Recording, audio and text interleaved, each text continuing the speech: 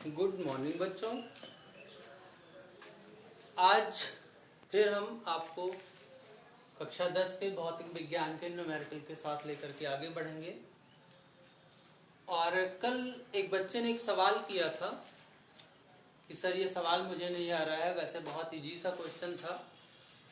और क्वेश्चन क्या था कि एक अवतल दर्पण की वक्रता त्रिज्या, जिसको हम r से नोट करते हैं, वो 8 सेंटीमीटर है।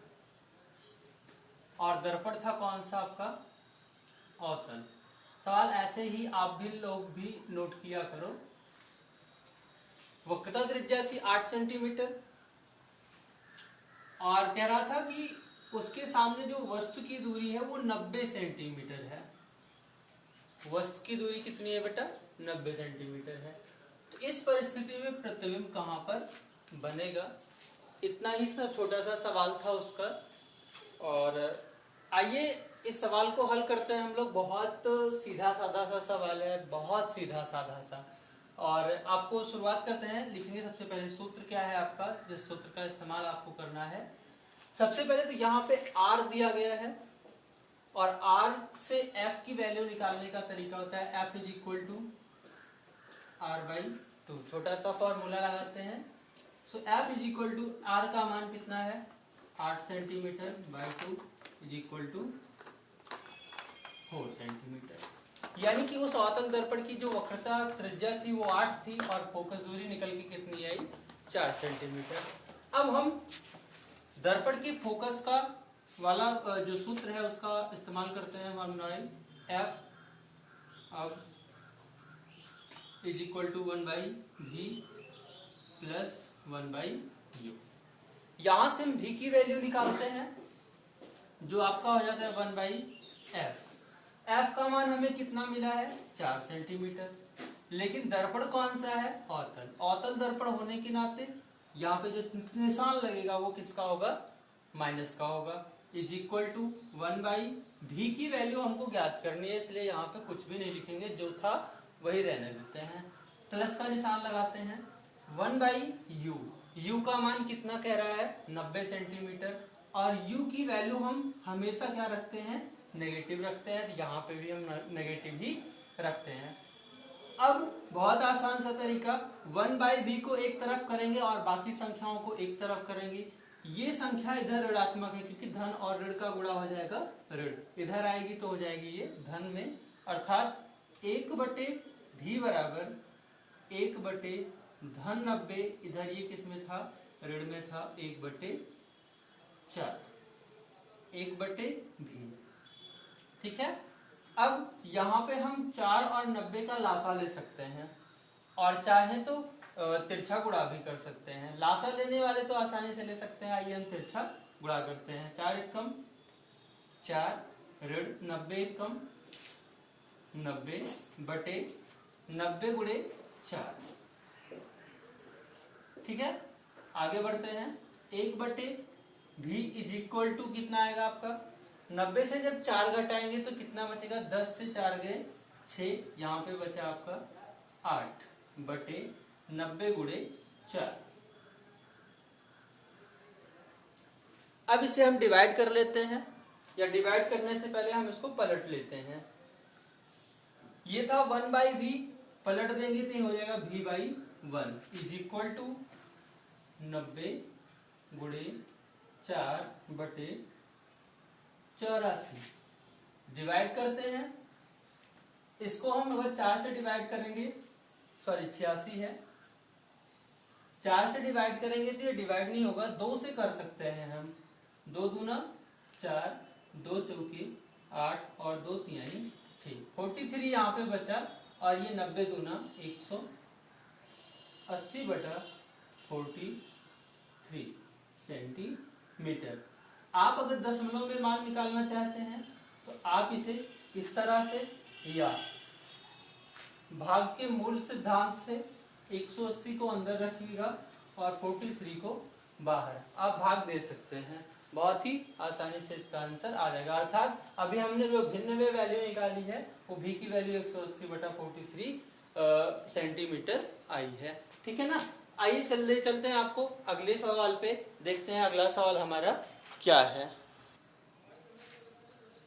अगला सवाल हमारा दिया गया है, एक अवतल दर्पण के सामने वस्तु 20 सेंटीमीटर की दूरी पर रखी है, यदि उसका प्रतिबिंब 40 सेंटीमीटर दूर वास्तविक बने तो दर्पण की फोकस दूरी बताओ। इसके पहले जो हमने सवाल आपको बताया उसमें आपको पहले मैंने u ज्ञात करना और फिर v ज्ञात करना सिखाया था।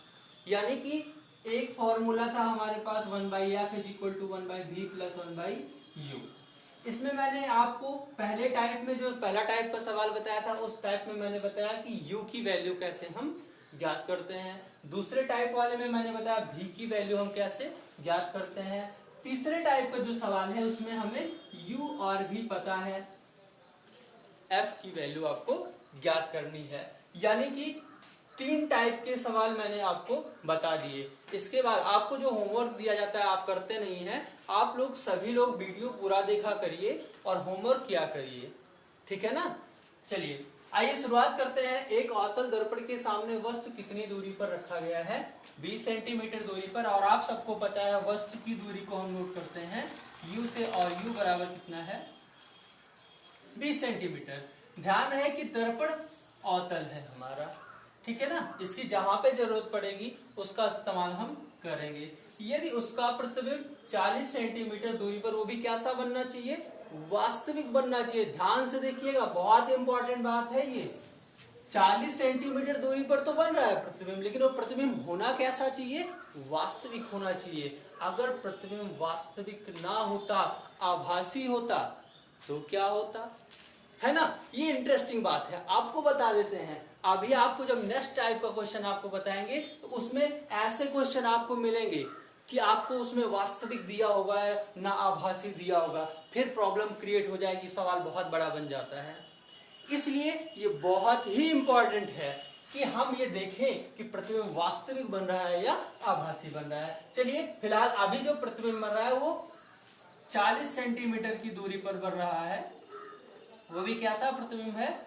वास्तविक प्रतिबिंब है, ठीक है ना। अगर आभासी होता तो क्या होता? अगर आपको ये जानना है कि आभासी होता तो सर क्या होता, कैसे होता, क्यों होता, तो आप हमें कमेंट जरूर करिएगा, या आप व्हाट्सएप नंबर मैं दे देता हूँ डिस्क्रिप्शन में, उसमें से आप मुझे कॉल करके या व्हाट्सएप पे मैसेज करके भी बता सकते हैं। चलिए, तो एफ की वैल्यू आपसे पूछा गया है। अब हम क्वेश्चन आपको बताते हैं। फॉर्मूला क्या लगेगा? 1/f = 1/v + 1/u। सवाल के साथ साथ फॉर्मूला भी अच्छे से याद रखना आप लोग, क्योंकि आगे चलकर हम पढ़ेंगे लेंस, और लेंस में होगा कुछ यूं कि दर्पण और लेंस के फॉर्मूले एक जैसे, थोड़ा सा डिफरेंस होता है। अगर आपने गलती की तो वो फॉर्मूला और इस फॉर्मूले में आपको डिफरेंस नहीं पता चलेगा, और जब आप पेपर देने जाएंगे तो यही गलती करके आ जाएंगे, सबका सब बंटा धार कर देंगे। आइए शुरुआत करते हैं। 1/f = 1/v की वैल्यू 40। अब यहाँ पे v की वैल्यू 40 रख दिया हमने। अब प्रतिबिंब कैसा है हमारा? वास्तविक है। अगर प्रतिबिंब बेटा वास्तविक है तो वो बनेगा किधर? बाईं तरफ, और बाईं तरफ नापी गई दूरी क्या होती है? नेगेटिव होती है। अब आगे बढ़ते हैं। 1/u, u की वैल्यू कितनी है? 20, और u ऑलवेज क्या होता है? नेगेटिव होता है। अब सिर्फ उसे हल करना है, कुछ भी अक्षांतर पक्षांतर कुछ भी नहीं करना है, सिर्फ अब कैलकुलेशन करना है। ये भिन्न हमारी नेगेटिव है, 1/-40 प्लस माइनस का मल्टीप्लाई हो जाएगा, क्या हो जाएगा? -1/u की वैल्यू, सारी हमने रखा नहीं था यहाँ पे 20। ये इसको हम लासा लेकर हल कर लेते हैं, जिनको नहीं आ रहा है वो तिरछा गुणा कर लेना, ठीक है ना। 20 और 40 का एलसीएम कितना हो जाएगा? 40। यहाँ पे -1 और यहाँ पे -2 हो जाएगा। -1 और -2 मिलके -3/40। 1/f की वैल्यू आई -3/40। हमें 1/f की नहीं बल्कि किसकी वैल्यू निकालनी है? f की वैल्यू निकालनी है। इसलिए इस बिंदु को हम पलट देते हैं, यह हो जाता है f = -14/3 सेंटीमीटर। ये हमारा आंसर हो जाता है। आप ध्यान से अगर देखें तो ये फोकस दूरी नेगेटिव आई है। नेगेटिव क्यों आई भाई? ये भी बढ़िया सा क्वेश्चन है कि ये तो दूरियां कब से नेगेटिव होने लगी। सर आपने 9th में पढ़ाया था कि दूरी तो कभी नेगेटिव होती ही नहीं है, तो ये नेगेटिव दूरी कैसे आ गई भाई? फोकस दूरी भी तो एक दूरी है, ये नेगेटिव क्यों आई? बेटा ये नेगेटिव इसलिए आई क्योंकि दर्पण कौन सा था? अवतल था, इसलिए इसकी फोकस दूरी नेगेटिव आई। अगर दर्पण उत्तल होता बेटा तो ये फोकस दूरी किस में आनी चाहिए थी? पॉजिटिव, लेकिन दर्पण अवतल होने की वजह से इसकी फोकस दूरी नेगेटिव आई। अर्थात हमारा जो आंसर है वो राइट ही नहीं बल्कि एब्सोल्युटली राइट है। ओके, थैंक यू बेटा। आप आगे 2, 4, 6 क्वेश्चन ऐसे लगाएंगे।